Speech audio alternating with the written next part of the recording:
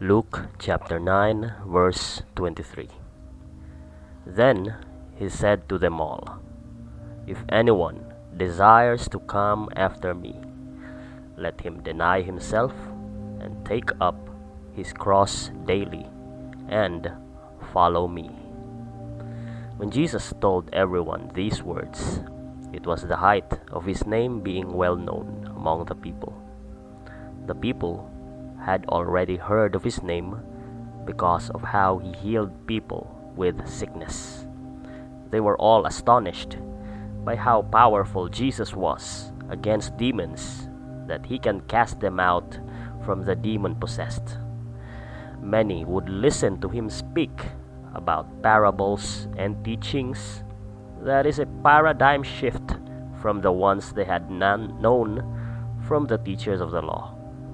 Not to mention how he can feed multitudes with only 5 loaves of bread and 2 fish. He even gave authority to his disciples to cure diseases and cast out demons as well. People would line up to get these gifts and be able to do those. Even Herod wants to see Jesus because of how popular he is during this time. No wonder everyone wanted to see him. It is now the hype to follow him. Everyone wanted to be a follower. However, Jesus knew that most of the people following him were not following him because they wanted to be transformed. They were only following him because it was the hype during the time. Some, on the other hand, think that if they follow him, they would also get the powers that the disciples had. Some also thought that if they follow him, they would be following the next military king of Israel, who would liberate them from the Roman oppressors, while others are just there to reap whatever good things he can give. Maybe he would make more food again, which would be great. But Jesus wanted none of those. He wanted true discipleship. And so he told them what it means to be a disciple. "If anyone desires to come after me, let him deny himself, take up his cross daily, and follow me."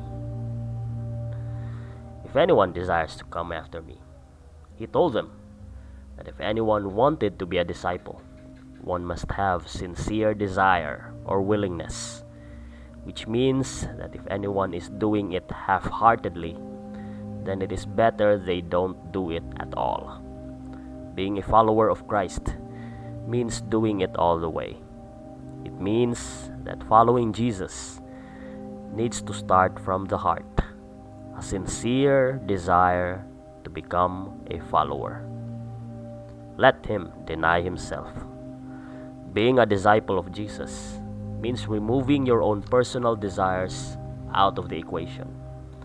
He saw how most of the people following him wanted to reap the benefits for themselves. This is true even today.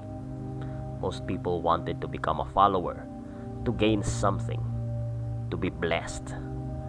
While there is nothing wrong with obtaining the blessing of God, the idea of becoming a follower just to get something is already a wrong motivation. Jesus wants us to leave our selfish desires if we are to follow him.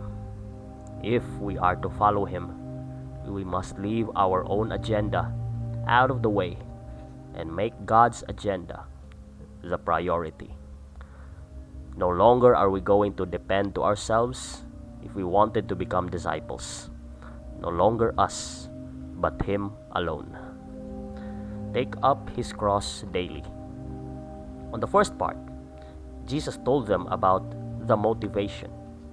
On the second part, Jesus told them about the priority. And in this part, Jesus issues them a challenge to take up our cross daily.